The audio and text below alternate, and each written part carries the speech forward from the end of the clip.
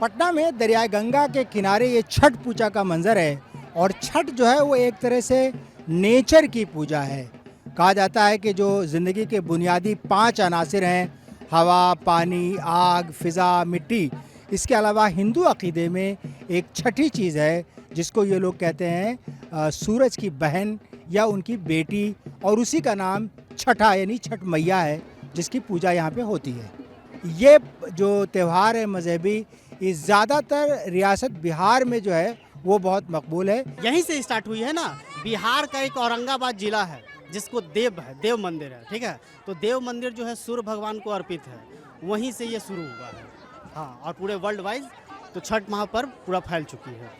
एक कहावत है ना कि डूबते सूरज की पूजा नहीं होती, लेकिन जो छठ त्यौहार है उसकी खूबी यही है कि डूबते सूरज की जो पूजा है वहाँ से शुरुआत होती है और तुलुए आफ्ताब पे उसका अख्ताम होता है।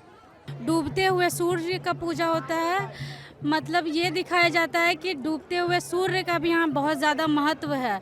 और छठ पर्व में जिस कद्दू का कोई वैल्यू नहीं होता है, मार्केट में इस कद्दू का भी बहुत वैल्यू होता है। अहम बात यह है कि जो सूरज की जो पूजा होती है देवता की, उसमें जो नेचर की सबसे बेहतरीन चीज़ ये लोग समझते हैं वो चढ़ाते हैं।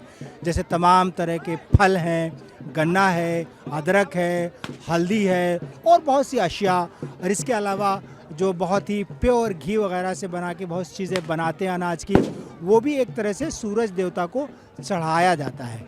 तो जितने भी नेचर का चीज़ है ना, कोई भी मिक्सिंग नहीं, शुद्ध प्योर शुद्ध, उसमें हम लोग इस्तेमाल करते हैं छठ पूजा में, चाहे वो कुछ भी हो, पूजा से रिलेटेड कुछ भी हो। पूजा के बाद ये तमाम अशिया और फल वापस जाते हैं और बतौर प्रसाद या तबरुक जिसको कहते हैं, लोगों में तकसीम होता है और उसको खाते हैं। 3 दिन का ये फास्ट रहता है, नीराजली फास्ट रहता है। पारण के दिन ये लोग खाना खाती हैं, फिर पूरा परिवार उसको प्रसाद के रूप में ग्रहण करते हैं। तो ये तुलुए आफ्ताब का मंजर है। छठ के जो अकीदतमंद है पुजारी वो यहाँ पे जमा हैं, और ये जो गुरूब आफ्ताब से शुरू हुआ, अब तुलुए आफ्ताब पे जो है छठ की पूजा ख़त्म होती है।